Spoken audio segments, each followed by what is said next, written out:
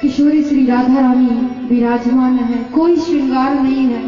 जब से कन्हैया वृंदावन को छोड़ करके गए हैं, किशोरी जी ने श्रृंगार करना भी बंद कर दिया। एकदम शांत है।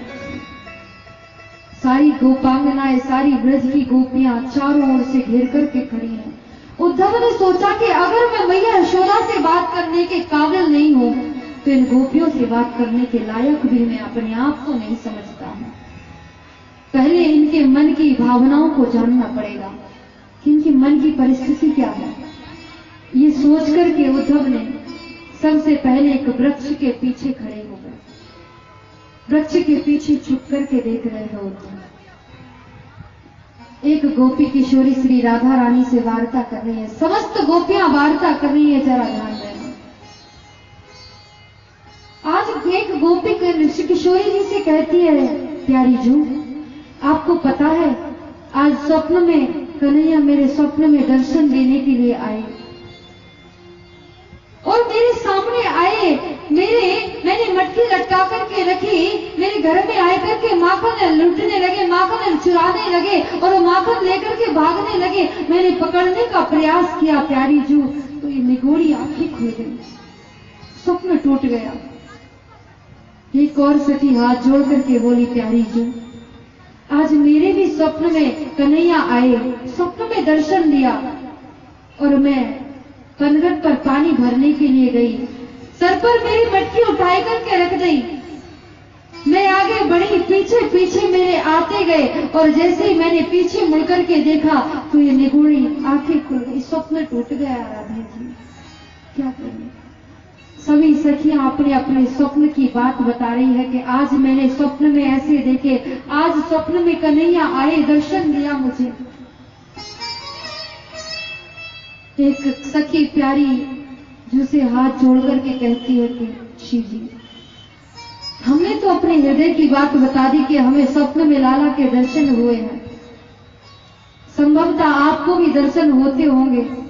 प्यारी जू क्या आपको कन्हैया के दर्शन नहीं होते स्वप्न में? अगर होते हैं तो कृपया कर हमें बताइए ना, हम भी जानना चाहती हैं किस प्रकार स्वप्न में दर्शन दिया कन्हैया ने आपको। और जिस प्रकार किशोरी जी से जैसे ही पूछा तो किशोरी जी कहती है कि मैं जिन गोपियों को स्वप्न में दर्शन होता है मैं वास्तव में उन्हें प्रणाम करती हूँ। वो गोपियां धन्य है, आप सब धन्य हो जो स्वप्न में आपको गोविंद का दर्शन होता है। अरे मेरा भाग्य तो वो भी नहीं है। जिस दिन से मेरे प्राण वल्लभ श्री कृष्ण गए हैं मुझे छोड़ करके, उस दिन से निगोड़ी नींद भी नहीं आती। मेरी निद्रा भी उसी दिन से उनके साथ में चली गई है। नींद ही नहीं आती तो स्वप्न कैसे देखूं?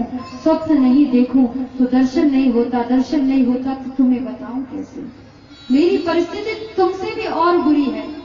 मुझे तो उनका दर्शन स्वप्न में भी नहीं होता, क्या बताऊं? किशोरी जी शांत बैठी है। उद्धव जी वृक्ष के पीछे से देख रहे हैं। एक एक करके गोपियां अपने मन की भावनाएं बता रही है कि आज मुझे स्वप्न में दर्शन दिया, आज मेरे स्वप्न में आए।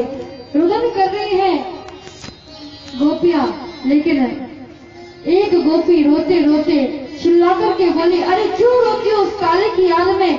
अरे कोई नहीं रोएगा। अरे मैंने तो निश्चय कर लिया जीवन में कभी किसी भी काले से प्रेम नहीं करूंगी।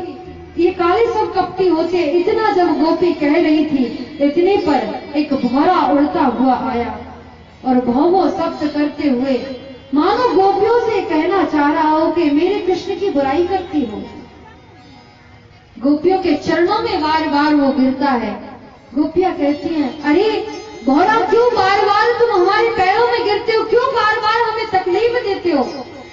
एक गोपी कहती है, अरे ये भौरा ये काला है ना, ये उसी काले कृष्ण का मित्र है। ये सच में उसी काले कृष्ण का मित्र है और इसके मुख पर कुछ कुमकुम लगा है। इससे ये तो सिद्ध हो गया कि ये स्त्रीण है। ये भी तो स्वार्थी है।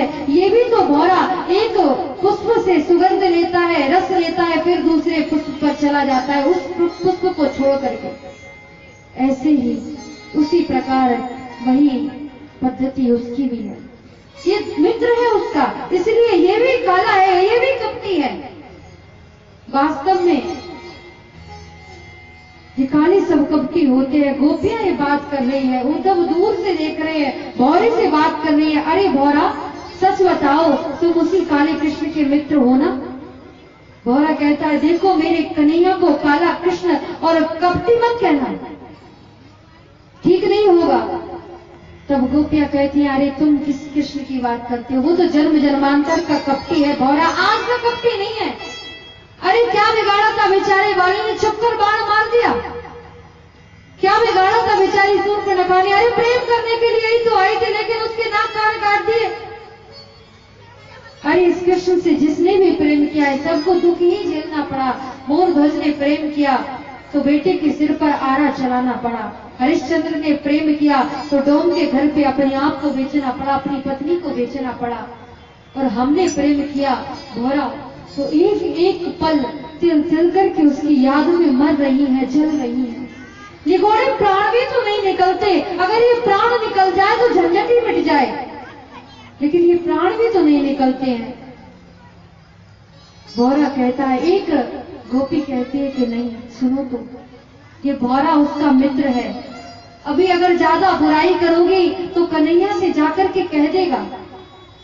तो दूसरी गोपी कहती है नहीं नहीं नहीं भौरा, हमने जितनी भी बात तुमसे कही ना वो जाकर के एक भी बात कन्हैया से मत कहना, क्योंकि अगर हमारी वजह से जरा भी कष्ट अगर कन्हैया को हो गया तो हमारे लिए मरने के समान होगा। तब हमारी ओरे भौरे हमारी तरफ से कोई भी कष्ट नहीं होना चाहिए।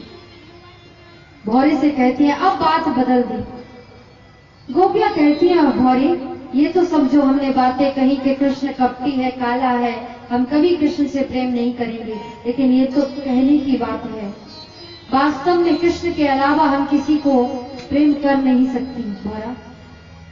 हम प्रेम करती हैं उनसे, तब हम याद करती हैं उन्हें। एक बार